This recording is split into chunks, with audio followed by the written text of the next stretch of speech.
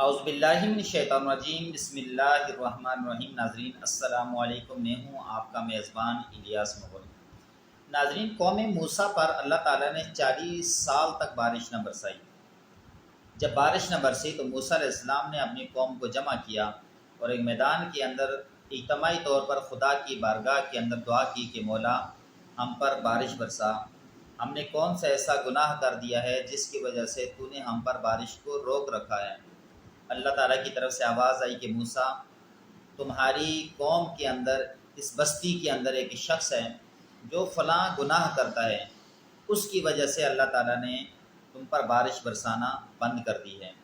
جب تک وہ شخص اس بستی کے اندر رہے گا تو آپ کی قوم پر بارش نہیں برسے گی۔ موسیٰ علیہ السلام نے پوری قوم سے مخاطب ہوتے ہوئے کہا، اے قوم، کون ہے تم میں سے وہ بدبخت جو فلاں گناہ کرتا ہے جس کی وجہ سے اللہ تعالیٰ نے اس قوم پر بارش برسانا بند کر دی ہے؟ وہ اس بستی کو چھوڑ کر، اس اجتماع کو چھوڑ کر یہاں سے چلا جائے تاکہ اللہ تعالیٰ اس کی نوسط کو ختم کرے اور ہم پر رحمت برسے۔ جو شخص یہ گناہ کرتا تھا وہ سن رہا تھا یہ سب، دل میں سوچنے لگا کہ مولا اگر میں اس اجتماع سے نکل کے جاتا ہوں تو ساری دنیا یہ کہے گی یہ وہ بدبخت تھا جس کی وجہ سے اللہ ہم پر رحمت نہیں برسا رہا تھا، یہ وہ گنہگار ہے۔ مولا آج تو میری لاج رکھ لے، میری عزت رکھ لے، میرا راز رکھ لے، میں سچے دل سے توبہ کرتا ہوں کہ آئندہ یہ گناہ نہیں کروں گا۔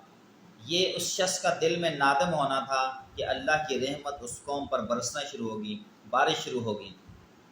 موسیٰ علیہ السلام اللہ سے ہم کلام ہوئے کہ مولا یہاں سے تو کوئی گیا ہی نہیں، آپ نے کہا تھا جب تک وہ شخص یہاں پر رہے گا رحمت نہیں برسے گی، یہاں سے تو کوئی بھی نہیں گیا، آپ کی پھر بھی رحمت برسنا شروع ہو گئی۔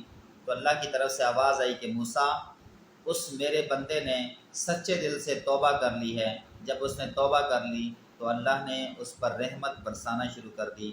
تو ناظرین یاد رکھیں، گناہ اللہ کی رحمت سے بڑا نہیں ہوتا۔